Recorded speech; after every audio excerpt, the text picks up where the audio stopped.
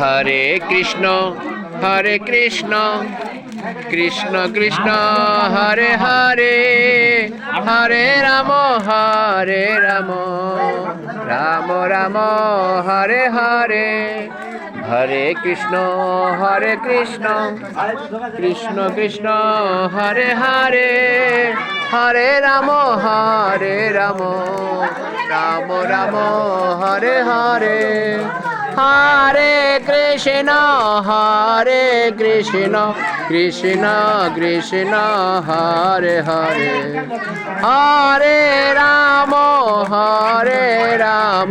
রাম রাম হরে হরে। হরে কৃষ্ণ কৃষ্ণ কৃষ্ণ হরে হরে, হরে রাম রাম রাম হরে হরে।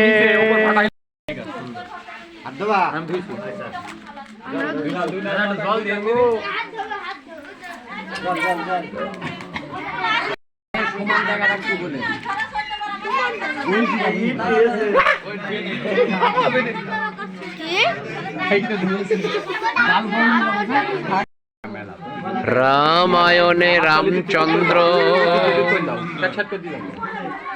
লক্ষ্মণ আর রাম যখন বনবাসে গিয়েছিল, সেই বনে ছিল 12টি বছর। রাম যা যা খেয়েছে লক্ষ্মণকে বলেছে, লক্ষ্মণ ধর। সেই লক্ষ্মণ শুধু ধরেই রেখেছে, 12 বছর অনুমতি ছাড়া সে প্রসাদ গ্রহণ করেনি। 12 বছর পর রামচন্দ্র পিছন ফিরে দেখছে, লক্ষ্মণ এ তুই কি করেছিস ভাই? বলছে, দাদা তুমি তো আমার খেতে বলনি, তুমি তো আমাকে ধরে রাখতে বলেছ, তাই আমি এই 12 বছর যত ফল প্রসাদ দিয়েছ আমি সবই ধরে রেখেছি, একটাও খাইনি। তখন আমার ভগবান রামচন্দ্র হাউ মাউ করে কেঁদে কেঁদে বলল, হরে কৃষ্ণ, হরে লক্ষ্মণ তুই কি করেছিস? তারপরে ফল হাতে নিয়ে বলছে, ধর কথায় আর বলবো না গো,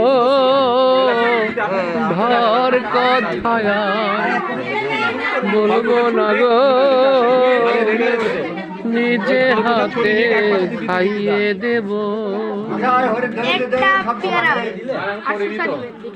কথায় আর বলবো না গো, নিজে হাতে খাইয়ে দেব।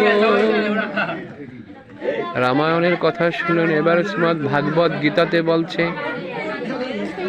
তুমি সর্বকর্মফল আমাতে অর্পণ করো। এই পৃথিবীতে যেমন মনির হার গাথা থাকে, সেই রূপে পৃথিবীতে আমারও গাথা আছে। বলছে, আমার না দিয়ে যে খায় সে চোরের সমতুল্য।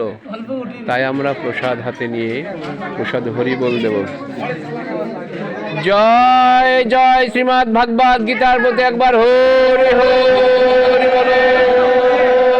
মহাপ্রভুর প্রতি একবার হরি হরি বলো। মহাপ্রসাদের প্রতি একবার হরি হরি বলো। প্রসাদ হাতে নিয়ে নিবেদন মন্ত্র বলেন, ওম রিং শ্রী গোবিন্দায় নমঃ। নেন সবাই প্রসাদ নেন। হরে কৃষ্ণ।